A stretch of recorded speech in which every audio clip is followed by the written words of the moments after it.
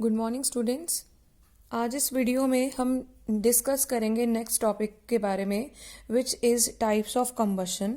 So first is rapid combustion, the process in which a substance combines chemically with oxygen at a temperature above its ignition temperature with the evolution of large amount of heat and light in a short time is called rapid combustion or burning. So rapid combustion क्या होती है? जिसमें कि जो substance है वो oxygen के साथ कंबाइन कर जाता है। ऑक्सीजन के साथ वो कंबाइन कब करता है? जब उसका टेम्परेचर अबव इग्निशन टेम्परेचर हो जाता है, क्योंकि जब तक इग्निशन टेम्परेचर पे वो नहीं पहुंचेगा। इग्निशन टेम्परेचर हमने कल पढ़ा था। इग्निशन टेम्परेचर था कि मिनिमम टेम्परेचर जो कि हमें एक सब्सटेंस को सप्लाई करना पड़ता है ताकि वो बर्न करना शुरू कर दे। तो जब इग्निशन टेम्परेचर उसको मिल जाता है और वो तब क्या करता है, ऑक्सीजन के साथ कंबाइन करना शुरू कर देता है। और साथ में क्या रिलीज होता है, बहुत सारी अमाउंट की हीट और लाइट रिलीज होती है, जिसको यूटिलाइज किया जाता है अलग अलग पर्पसेस के लिए। जैसे कि पेट्रोल से जो हीट निकलती है उसको व्हीकल्स को रन करने के लिए यूज़ किया जाता है। ऐसे कैरोसिन को एज अ फ्यूल यूज़ किया जाता है, एलपीजी को एज अ फ्यूल यूज़ किया जाता है। सो इन सब फ्यूल्स में से बहुत ही शॉर्ट पीरियड ऑफ टाइम में, बहुत ही कम टाइम में क्या होता है, बहुत सारी हीट और लाइट एनर्जी निकल जाती है। तो इसीलिए इनकी बर्निंग को या इनके कंबशन को रैपिड कंबशन और सिंपली बर्निंग कहा जाता है, क्योंकि बहुत ही शॉर्ट पीरियड ऑफ टाइम में ये ऑक्सीजन के साथ कंबाइन करके खूब सारी एनर्जी और लाइट को रिलीज करते हैं। Then is the slow combustion. Slow combustion में क्या होता है, combustion in which no light is produced, इसमें कोई भी लाइट प्रोड्यूस नहीं होती। And temperature of substance remains almost unchanged, क्योंकि यहाँ पे बहुत ही स्लोली कंबशन का प्रोसेस हो रहा है, बहुत ही धीरे बर्निंग का प्रोसेस हो रहा है। तो इसको हम कंप्लीटली बर्निंग भी नहीं कहेंगे, एक तरीके का स्लो कंबशन है। तो यहाँ पे क्योंकि बहुत ही धीरे ये प्रोसेस हो रहा है, तो एक तो ना तो इसमें लाइट की रिलीज होता, ना ही इसका टेम्परेचर, जो सब्सटेंस है उसका टेम्परेचर ऑलमोस्ट अनचेंज रहता है, थोड़ा बहुत ही इंक्रीज होता है, क्योंकि ये जो कंबशन का प्रोसेस है ये बहुत ही ज़्यादा स्लो है। और इस टाइप की कंबशन को हम क्या कहते हैं, स्लो या फिर spontaneous combustion means which occurs eventually, which occurs slowly.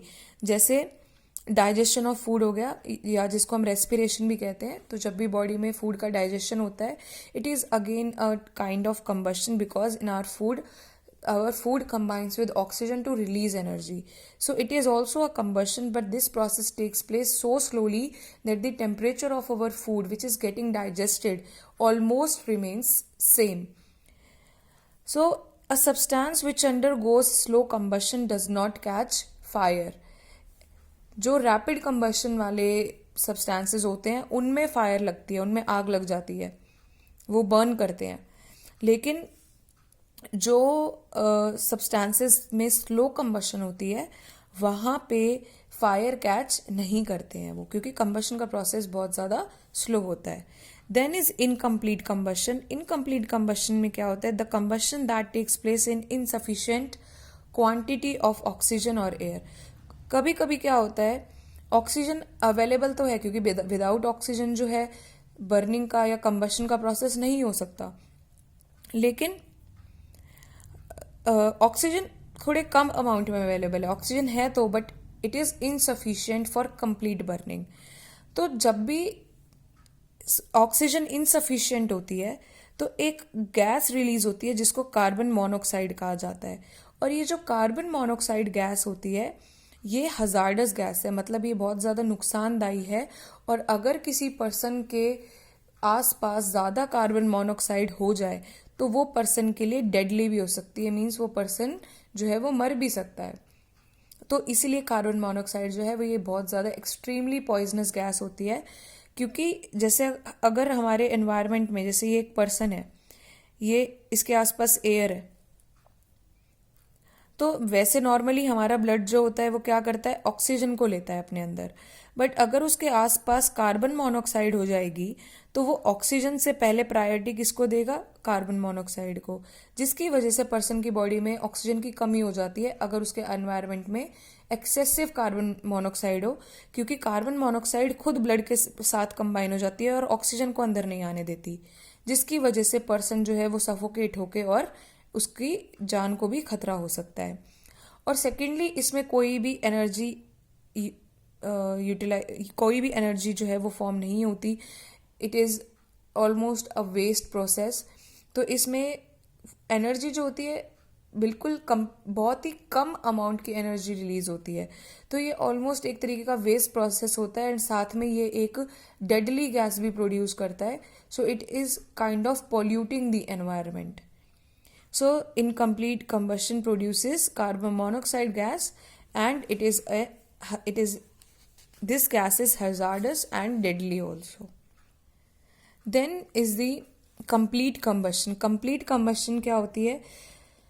The combustion in which the substance gets completely burned, जिसमें substance completely burn हो जाता है, completely उसके अंदर से सारी एनर्जी जो है वो निकल जाती है। तो जब किसी के अंदर से सारी एनर्जी निकलेगी तो क्या होगा, वो एनर्जी भी खूब सारी, मीन्स वो अगर वो कम्प्लीटली बर्न होगा तो उसमें से खूब सारी एनर्जी निकलेगी।